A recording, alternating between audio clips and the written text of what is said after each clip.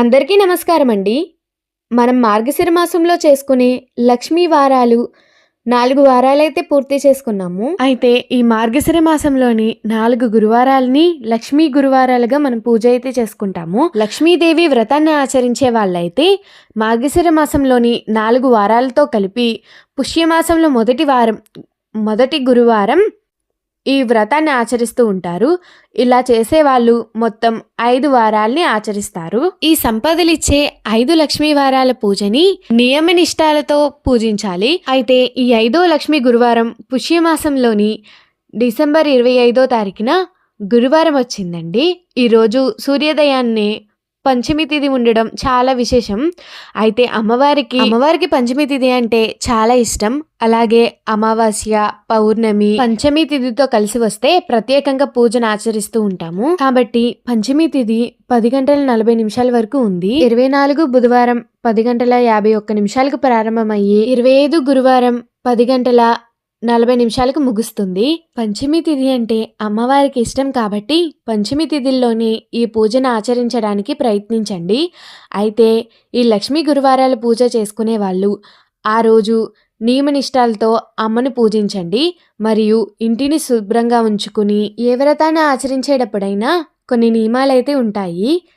అవి తప్పకుండా ఆచరించాల్సి ఉంటుంది. అయితే ఈ మార్గశిర గురువారాలు లక్ష్మీ పూజ ఆచరించే వాళ్ళు గురువారం పూట తలస్నానం ఆచరించి పూజన చేసుకునే వాళ్ళు లక్ష్మీ గురువారం రోజు తలస్నానం చేసేటప్పుడు షాంపూ కానీ కుంకుడుకాయ కానీ యూజ్ చేసి తలస్నానం చేయకూడదు. పూజని ఆచరించాలి అనుకునే వాళ్ళు ముందు రోజే తలస్నానం చేసి ఆ రోజు గురువారం పూట ఉత్త నీళ్లతో తలస్నానం ఆచరించి పూజను ఆచరించాలి. అయితే ఈ మార్గశిర మాసంలో లక్ష్మీ వారాలు 4 వారాలు పూజని ఆచరించలేకపోయిన వాళ్ళు, అంటే ఒక వారం ఏదైనా ఆటంకం వచ్చి పూజని ఆచరించలేని వాళ్ళు ఈ పుష్యమాసంలోని 2 వారాలు వరుసగా చేసుకోవచ్చు. ఏ ఆటంకం లేకుండా 4 వారాలు పూజను ఆచరించిన వాళ్ళు పుష్యమాసంలోని మొదటి వారాన్ని 5వ వారంగా చేసుకోవాలి.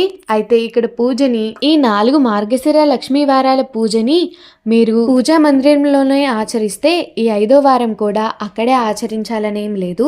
విడిగా పీఠం పెట్టుకునైనా ఆచరించవచ్చు. లేదా ఫస్ట్ నుంచి విడిగా పీఠం ఏర్పాటు చేసుకుని అమ్మవారికి పూజ చేసుకున్న వాళ్ళైతే అలాగే ఆచరించండి. ఎందుకంటే ఈ మార్గశిర మాసంలోని 5వ వారానికి చేరుకున్నాము. మరియు ఈ ఆఖరి వారంతో పంచమి తిథి కలిసి రావడంతో ప్రత్యేకంగా పూజను ఆచరిస్తే అమ్మవారి కటాక్షం తొందరగా పొందడానికి సహాయపడుతుంది. అయితే ఈ లక్ష్మీ గురువారాల పూజ ఆచరించేటప్పుడు ఇంకో ముఖ్యమైన నియమం పాటించవలసి ఉంటుంది. ఆ నియమం ఏంటంటే తలకి నూనె రాయడం కానీ తల చిక్కు తీసుకోవడం కానీ చేయకూడదు. అలాగే ఈరోజు పూజను ఆచరించే వాళ్ళు పూజ అయిపోయేంత వరకు ఏమీ తినకుండా ఉండాలి. అలాగే ఈరోజు ఉపవాసం ఉండి సాయంత్రం పూజ చేసుకున్న తర్వాత ఉపవాసాన్ని విరమించాలి. అలాగే సూర్యాస్త సమయాల్లో మధ్యాహ్నం పూట నిద్రపోకూడదు. అలాగే ఎవరితోనూ గొడవ పెట్టుకోకూడదు. మరియు ఒకరి గురించి చెడుగా మాట్లాడకూడదు.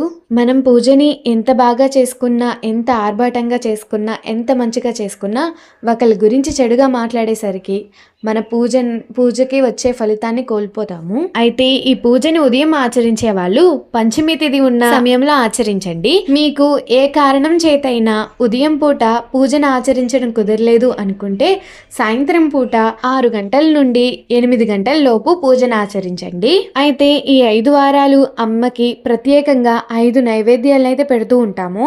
అలాగే ఈ 5వ వారం అమ్మవారికి పెట్టవలసిన నైవేద్యం పూర్ణం బూరెలండి. ఈ నైవేద్యమే పెట్టాలని ఏం లేదు. అమ్మవారికి ప్రేమతో భక్తితో బెల్లం ముక్క సమర్పించిన అమ్మవారికి సంతోషమే. మనం మార్గశిర లక్ష్మీ గురువారాలు పూజ చేసుకునేటప్పుడు అమ్మవారి పాదాలు పట్టుకుని శరణు కోరుతూ అమ్మవారి పాదాలు పూజలో పెట్టుకుని పూజను చేసుకోవాలి. మీ దగ్గర ఆర్టిఫిషియల్ పాదాలుంటే ఆర్టిఫిషియల్ పాదాలకి ఇలాగా పసుపు కుంకుమ రాసుకొని పెట్టుకోవచ్చు. లేదా మీ దగ్గర ఇలాంటి పాదాలు ఏమీ లేకపోతే పసుపుతో చేసిన పాదాలైనా లేకపోతే ముగ్గుతో పాదాలలా గీసుకునైనా పూజలో ఉపయోగించవచ్చు.